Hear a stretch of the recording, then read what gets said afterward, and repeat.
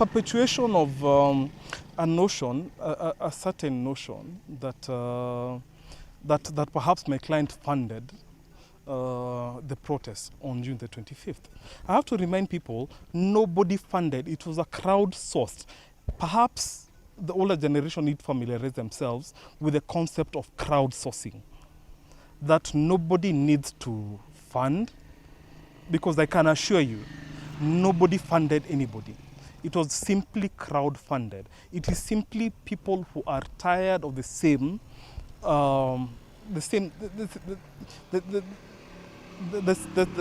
processes. It is simply people who are simply so tired, who've decided enough is enough. And they want to voice their dissatisfaction, they want to voice their anger, they want to voice their dismay about what is happening in the country. And I want to add my voice to those voices. And I want to say this unequivocally. If you want to end all of us, please do. For an OCS to refuse entry into two advocates of the High Court of Kenya to see their client, to speak to their client, it speaks to a lot about where we are as a country.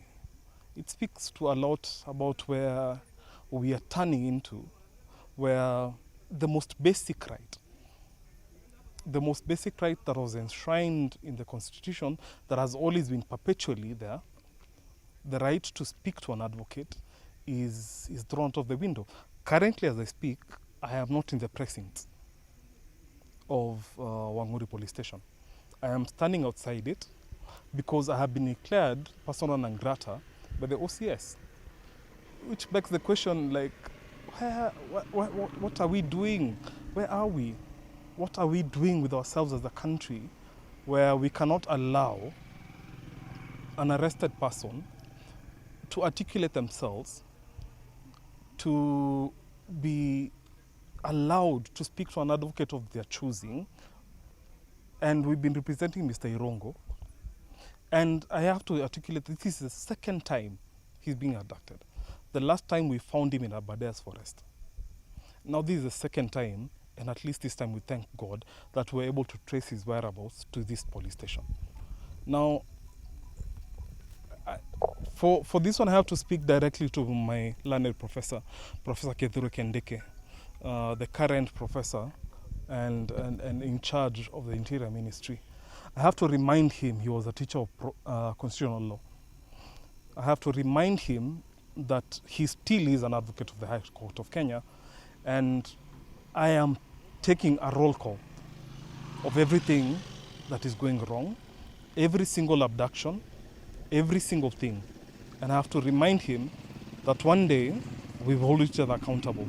As advocates of the High Court of Kenya, we will hold each other accountable. We will hold each other accountable. And when I move the motion to disbar him, please don't be surprised, my professor.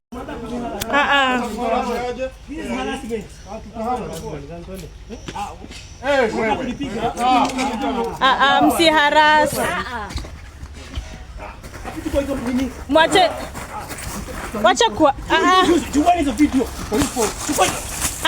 Msimpige. Hapana. Mwache kumhandle na mwache kumhandle. Nini mbaya? Mwache kumhandle hivyo. Hapana. This you should not do this. You are harassing. Mbona mnamharass?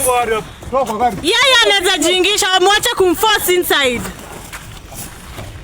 Stop forcing him inside. Harassment. This is harassment. Clear, make it clear. This is karibia hapo. Tunachukua.